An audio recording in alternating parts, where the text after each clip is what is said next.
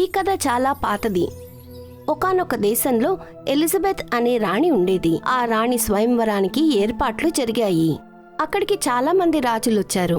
అందులో ఎరిక్ అనే రాజకుమారుడు చూడ్డానికంత బాగుండడు. రాకుమారి వచ్చి చూసింది. అందరు రాకుమారుల్ని చూసింది. ఎరిక్ దగ్గరికి వచ్చేసరికి ఆ రాణి మొహం పక్కకి తిప్పుకుంటుంది ఎరిక్ ని చూసి. రాకుమారి అలా చేయటం ఎరిక్కి అస్సలు నచ్చదు. రాకుమారిని చూసి శాపం ఇస్తాడు ఎరిక్. రాజకుమారి ఎలిజబెత్, నీ అందం గురించి నువ్వు చాలా గర్వపడుతున్నావు. నువ్వు నన్ను చూసి నోరు తెరుచుకుంటున్నావు. నేను నీకు శాపం ఇస్తున్నాను. నువ్వు ఈ రోజు నుంచి రాజకుమారి కాదు, నిన్ను ఒక హంసలాగా మారుస్తాను. ఇది విన్న ఎలిజబెత్ ఇంకా రాజు చాలా చింతిస్తారు. వాళ్ళిద్దరూ ఎరిక్ ని క్షమాపణ అడుగుతారు. ఓ రాకుమారుడా, నేను చాలా పెద్ద పొరపాటు చేశాను, నన్ను క్షమించండి. రాజ్కుమార్, ఈమెని క్షమించు. ఆమె అమాయకురాలు. ఆమె అంత ధైర్యంగా చేసిందేంటి? దయచేసి మీ శాపాన్ని వెనక్కి తీసుకోండి, లేకపోతే నా బిడ్డ జీవితం పాడైపోతుంది. ఎరిక్కి వచ్చిన కోపం కొంచెం తగ్గుతుంది. నన్ను క్షమించు రాజన్. ఇప్పుడు ఈ శాపం వెనక్కి తీసుకోవడం వల్ల ఏం ఉపయోగం లేదు. కానీ ఈ శాపం నుండి విముక్తి పొందడానికి మీకు ఒక ఉపాయం చెప్తాను. ఒకవేళ ఎవరైనా వ్యక్తి వచ్చి హంసిని రూపంలో ఉన్న మీ కూతురిని ప్రేమిస్తే ఈ శాపం దూరం అవుతుంది. అవును, మరో మాట, రాజకుమారి శాపానికి విముక్తి ఇలాగే జరుగుతుంది. ఈ శాపం గురించి ఎవరికీ తెలియకూడదు. ఎరిక్ ఇలా మాట్లాడుతూ ఉండగా అక్కడున్న రాకుమారి ఒక హంసలా మారుతుంది. అక్కడ దగ్గరలో ఉన్న కొలనులో చేరుతుంది. బాతు రూపంలో ఉన్న రాకుమారి ఎవరైనా వచ్చి ఆమెను ప్రేమిస్తారని చాలా వెయిట్ చేస్తుంది. కొలను దగ్గరికైతే చాలా మంది వస్తారు, కానీ కొలనుని హంసని మెచ్చుకుని అక్కడి నుంచి వెళ్ళిపోతారు. ఇన్ని సంవత్సరాలు గడిచిపోయాయి, ఇప్పటి వరకు ఎవరూ రాలేదు. ఇంకా ఎవరైనా వస్తారని కూడా నాకు అనిపించట్లేదు. నాకు ఉన్న పొగరికి ఇదే అనుకుంటా శిక్ష. ఇంకా జీవితాంతం నేను హంసలాగానే ఉండాలేమో. ఆ రోజు సాయంత్రం కొలను దగ్గరికి ఒక కుర్రవాడు జేమ్స్ అనేవాడు వచ్చి కూర్చుంటాడు. ఇక్కడ ఎంత సందడిగా ఉంది, ఇంకా చాలా శాంతిగా ఉంది. ఇక్కడికి వస్తే ఇలా అనిపిస్తుంది ఇక్కడే ఉండిపోవాలని. జేమ్స్ ఒక మామూలు కుటుంబానికి సంబంధించినవాడు. అతడు ఒంటరివాడు. ఇలాంటి ప్రశాంతమైన కొలను చూసి అతను మనసు తృప్తి పడింది. అతను అక్కడే కూర్చుని కాసేపు విశ్రాంతి తీసుకుంటూ ఉండగా స్వరం వినిపిస్తుంది. నువ్వెలా ఉన్నావు? ఏ సరస్సు మధ్యలో అకస్మాత్తుగా శబ్దం ఎక్కడి నుంచి వస్తుంది? నా చెవులు కూడా పోలేదు కదా. లేదు, నువ్వు విన్నది నిజమే. ఒకసారి ఈ కొలనులోకి చూడు. నేను హంసని. అరే, కానీ హంస ఎలా మాట్లాడుతుంది? నువ్వెలా మాట్లాడగలుగుతున్నావు? అవును, నేనొక హంసని. నేనింకా మాట్లాడగలను. ఈ కొలను కూడా నాదే. నువ్వు మాట్లాడటం నేను విన్నాను. నీకు ఇక్కడ చాలా ప్రశాంతంగా ఉందన్నావు కదా, నువ్వు ఎప్పుడైనా ఇక్కడికి రావచ్చు. నన్ను ఇక్కడ రావడానికి అనుమతించడానికి నిజంగా ఇక్కడ చాలా సంతోషంగా ఉంది. నాకు ఈ స్థలం వదిలేళ్ళాలనే ఆలోచన కూడా రావట్లేదు. నా పేరు ఎలిజబెత్. మరి మీ పేరేంటి? నా పేరు జేమ్స్. మరియు నీ పేరు రాజకుమారిలాగా అనిపిస్తుంది. నాకు ఈ పేరు మా నాన్నగారు పెట్టారు. నన్ను ఒక రాకుమారిలాగా చూసుకున్నారు. రండి, మీకు కొలను చూపిస్తాను ఇప్పుడు. ఇంకా ఇక్కడ దగ్గరలో ఉన్న పూలవనం అవి కూడా చూపిస్తా. అలా అని ఆ హంస వెళ్ళి కొలనంతా చూపించి జేమ్స్ కోసం కొన్ని పువ్వులు కోసి తెస్తుంది. వావ్ ఎలిజబెత్, ఎంత అందమైన దృశ్యాలు నేను ఎప్పుడో చూడలేదు.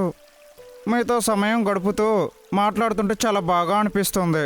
అవును జేమ్స్, నిన్ను చూస్తే నాకు కూడా చాలా సంతోషం వేస్తోంది. నేను ఒకే ఒక్క హంసనిక్కడ. నువ్వు మళ్ళీ వస్తావని నేను ఎదురు చూస్తూ ఉంటా. ఒంటరిగా ఉంటే ఎలా ఉంటుందో నాకు తెలుసు. నేను నిన్ను కలవడానికి రేపు వస్తాను. ఎలిజబెత్ మనసులో ఒక ఆశ ఉదయిస్తుంది. జేమ్స్ మాట్లాడే పద్ధతి ఇంకా అతని సరళ స్వభావం ఎలిజబెత్కి చాలా నచ్చడం మొదలుపెడతాయి. మరుసటి రోజు సాయంత్రం జేమ్స్ అదే సమయానికి రావటం చూసి ఎలిజబెత్ సంతోషిస్తుంది. జేమ్స్, నేను నీకోసమే వెయిట్ చేస్తున్నాను. ఇంకాసేపట్లో సూర్యాస్తమం అవుతుంది. ఇక్కడ కొలను దగ్గర సూర్యాస్తమం చూస్తే ఆ దృశ్యం చాలా బాగుంటుంది. ఆ దృశ్యం చాలా అందంగా ఉంటుంది. నేను కూడా ఇక్కడికి రావడానికి ఎదురు చూస్తున్నాను. మరియు నా పని అయిపోయిన వెంటనే నేను ఇక్కడికి తిరిగి వచ్చేసాను. నిజంగా ఇక్కడ దృశ్యాలు చాలా అందంగా ఉన్నాయి. ఇద్దరూ కలిసి సూర్యాస్తమాన్ని చూసి చాలా సంతోషిస్తారు. జేమ్స్ ఇంకా సంతోషిస్తాడు. ఎలిజబెత్, ఈ దృశ్యం చాలా అందంగా ఉంది. మరియు ఈ దృశ్యాన్ని చూడడానికి నేను రోజు నీ దగ్గరకు వస్తాను. అవును జేమ్స్, ఈ సూర్యాస్తమం చాలా బాగుంటుంది. కానీ ఎంత బాగున్న విషయమైనా ఒక్కళ్ళు చూస్తే దాని అందం అర్థం కాదు.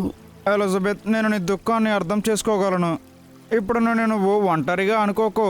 నీకు నేనున్నాను, మరియు నీ కష్టసుఖాల్లో నేను నీతో పాటు ఉంటాను.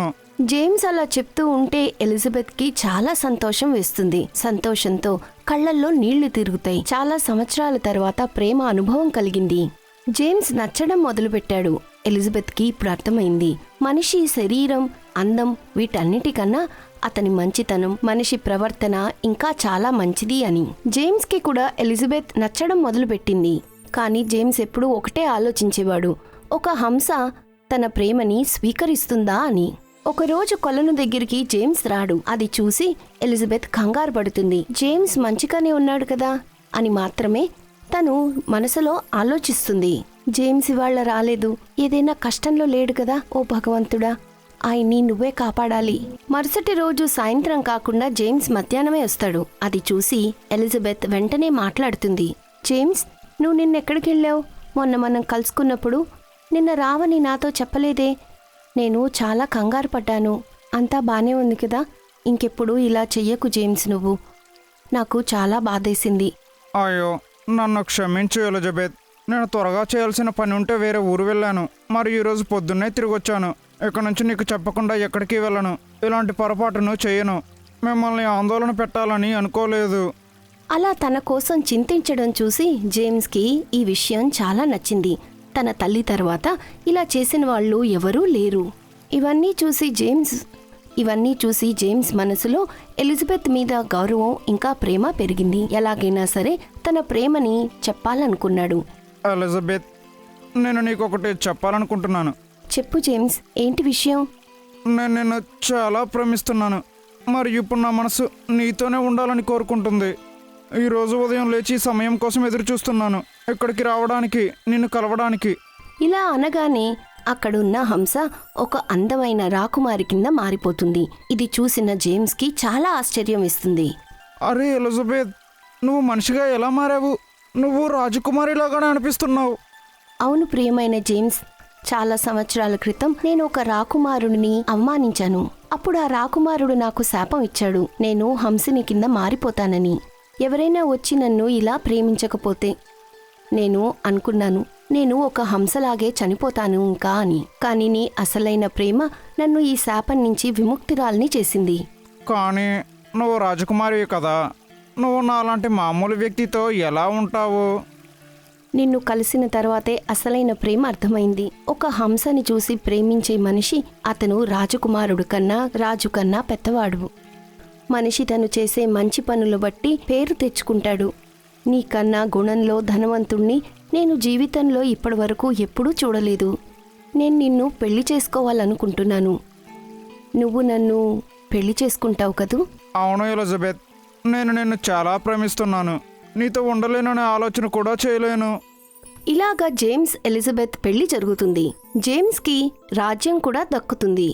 ఆ రోజు నుంచి జేమ్స్, ఎలిజబెత్ వీళ్ళందరూ కూడా సుఖంగా ఉండడం మొదలు పెడతారు. If you enjoyed this story, please like and subscribe our channel and press the bell icon to get future updates. And don't forget to comment.